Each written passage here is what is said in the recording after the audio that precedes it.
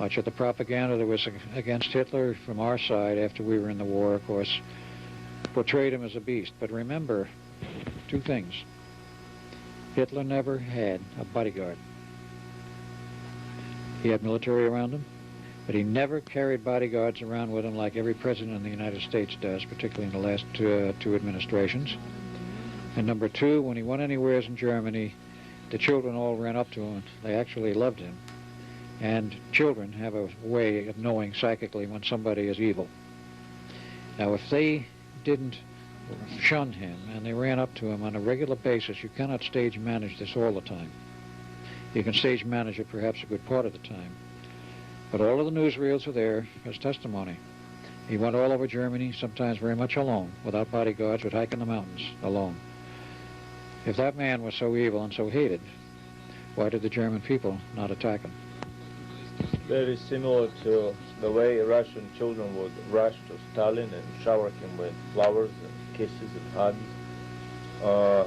It's an interesting way of how a totalitarian country can manipulate its population and through propaganda can paint a picture of a person being the father of a nation. True, and he was, in the case of Hitler, he was considered not only the Führer, the leader, he was considered in many respects the father of the new nation, the Third Reich, and that he had made many promises and he kept them all, namely guns and butter. He would pull the nation out of the poverty it had been in, rebuild the nation, rearm it. He did all of these things.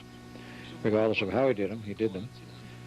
And regardless of the concentration camps, the people who were dissidents, he did reunify Germany and keep his promises. And he also kept another basic promise, which was the reason why he achieved power in the first place, was he promised to throw all of the Bolsheviks and all of the communists out of Germany, and he did.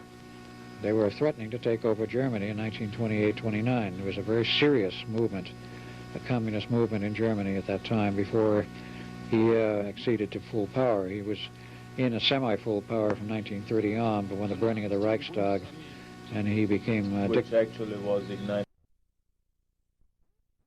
on trial in Leipzig for the burning down of the Reichstag.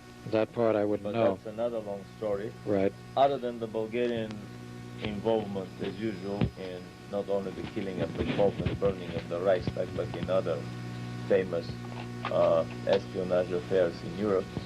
I would like you to comment if you have any information about particular extraterrestrial race involvement with the Germans. I've heard about crash saucers in Peenemünde or elsewhere in the Bavarian Alps. I've heard about some races coming and getting disillusioned and going from Germany. Well, there's a great deal of information, and Billy Myers is a source of quite a bit of it, that the Pleiadians approached Hitler, a specific group of Pleiadians, approached Hitler in 1933-34, and eventually, after first approaching the U.S. and being rejected by Roosevelt, they went to Germany, made a deal with Hitler to provide him with technology and help build up the nation.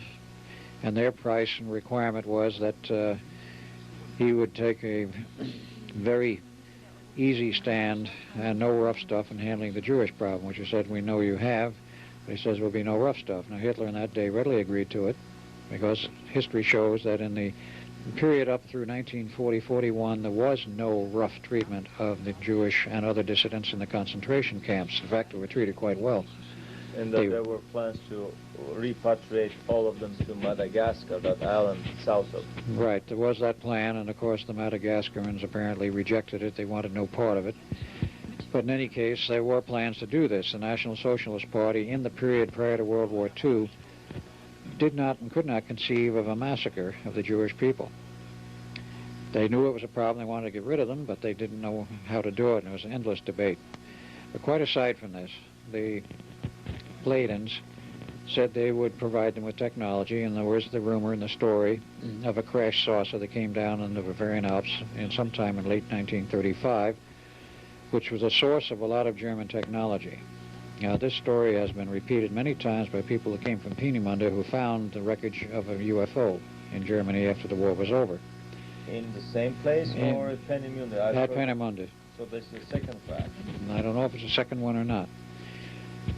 But they found the parts and pieces for it, and they knew that the Germans had some kind of outside help. Now, from what I understand, the operation with the Pleiadians, they provided some personnel also, went ahead, they developed fast new technologies, and they moved very rapidly in developing their own technology and some highly advanced technology, which included circular foil aircraft, which started to show up in the research areas in 1937-38, were actually being built as early as 1939, replicas of the Pleiadian craft, but not with the Pleiadian drive. What I understand, they never did solve the Pleiadian drive system, but developed their own. Victor Schaumburger, who is well known for his contributions technically to the flying saucer, circular foil aircraft, if you will, technology, is known throughout the world for his aircraft designs and the circular foil aircraft designs. Eventually developed a true electromagnetic anti-gravity drive, and this came in the latter part of the war. But this one basically all stems from the Pleiadian giving of technology to Germany and a lot of other ideas. How much was given, we don't really know. But I understand that about 1941, for whatever reason, the Pleiadians pulled out. They would no longer support Hitler. And in its stead came via, the information came via a respected channel that I know of, and I do not mean a metaphysical channel, but a very physical, real channel, an ex-agent of the government, U.S., who knew Germans during the period right after World War II, and they used to tell the stories about how the Greys made a deal with Hitler, the little 3.5-foot Greys, allegedly, and gave him technology, and they wanted humans to experiment on. And the stories are that Hitler told them, he says, you can't have any of the Germans, the Aryans, but he says you can take all the people you want out of the concentration camps. I don't give a hoot about them. And they did. I am told that there was a large discrepancy in count between the records of those who went into the camps, those who came out alive, those who were there dead, in which they had skull bones and other evidence of who had died there. There was still a large number unaccounted for. What percentage, I don't know. It may well be that the Greys took some of them out of the camps for their own genetic experimentations under Germany. The second largest area of Grey invasion is in Europe. The primary area is in the U.S. But this is just another side issue. I've been thinking about this crash landing of UFOs when an alien nation wants to establish contact with a particular planetary race. It has many functions to it. For example, when a disabled UFO is left in the middle of a field, it is like a huge dead bear being found in the middle of or a dead bee is being found in the middle of a primitive village on the morning. People are afraid of it, but eventually they overcome their fear. They start dancing over it, and little by little they develop their stories of how to fight these beasts. So my feeling is that these are all engineered crashes, and these are old surplus ships that are left on the planet for the locals to explore and to slowly get over the fear. If it is a live UFO with live aliens coming out of it, it would be a panic similar to what Orson Welles caused with his dramatization of The War of the Worlds. Another interesting detail here is that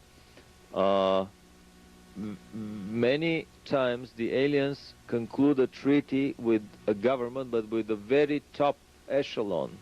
Less than probably 10 or 20 people in the whole country know that there is a treaty with aliens, and that information is being transferred from their civilization to ours.